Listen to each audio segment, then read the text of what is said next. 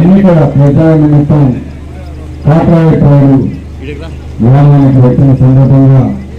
మీరంతా కూడా అంత అభిప్రాయంగా మమ్మల్ని ఆహ్వానించి ఆశీర్వదించినందుకు మీ అందరికీ ప్రతి ఒక్కరికి చేతి వ్యక్తి శ్రమించి నమస్కరిస్తున్నాను. అదేవిధంగా మన మండల కన్వీనర్ ప్రసాద్ నాయుడు గారికి, కాంట్రాక్టర్ సర్పంచి ప్రసాద్ నాయుడు గారికి, పెద్దలు వెంకటేశ్వరరావు గారికి, మన ఇతర ముఖ్య నాయకులకు వెంకటేశ్వర గారికి, ఇతర ముఖ్య నాయకులకు, గ్రామ ప్రజలకు, కోరి శ్రీనివాస గారికి అందరికీ కూడా నా ప్రత్యేక అభినందనలు. చాలా సంతోషం ఈరోజు ఈ ప్రాంతానికి వచ్చి నేను చేసిన అభివృద్ధి ఈ గ్రామంలో వైఎస్ఆర్ కాంగ్రెస్ పార్టీ అధికారంలోకి వచ్చినప్పటి నుంచి కూడా మేము ఏమేమి చేశాము, ఏ విధంగా సచివాలయాలు స్థాపించి ఆర్బిటీస్, హెల్త్ సెంటర్స్ వాటితో పాటు ఈరోజు గ్రామ ప్రజలకు అందించడమే కాకుండా ఈరోజు జగనన్న పథకాల ద్వారా దాదాపు ప్రతి ఒక్క అక్కచెల్లమ్మకి రైతాంగానికి కావచ్చు, వృద్ధులకి పెన్షన్ ద్వారా కావచ్చు దాదాపు 8 కోట్ల రూపాయలు ఇవ్వడమే కాకుండా అనేక రోడ్స్ కావచ్చు, డ్రైన్స్ కావచ్చు, బ్రిడ్జెస్ కావచ్చు, మొత్తం దాదాపు ఈ పంచాయతీకి 4 కోట్ల రూపాయల విలువైన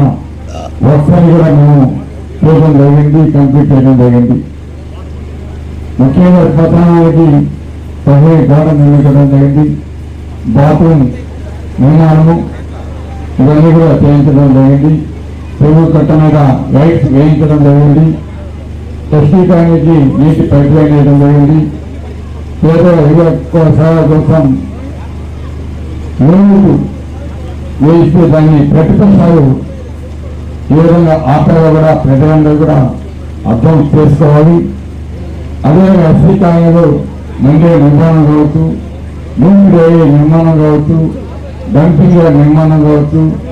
అదేవిధంగా ఈ ఊరికి బస్సు రావడం లేదంటే బస్సు వచ్చే విధంగా చేయడం కావచ్చు, ఇవన్నీ చేయడమే కాకుండా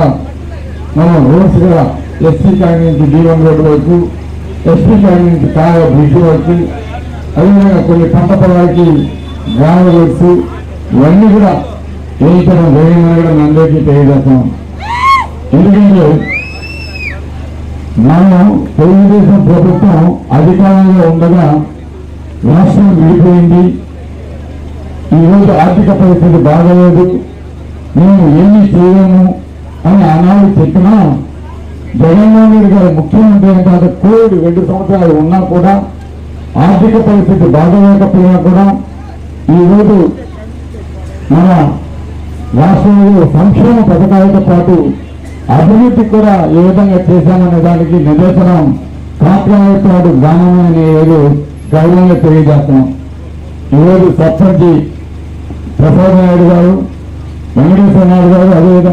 చేస్తున్న ముఖ్య నాయకులందరూ కూడా వాళ్ళందరూ సహకారంతో ఈ గ్రామానికి కావాల్సిన పని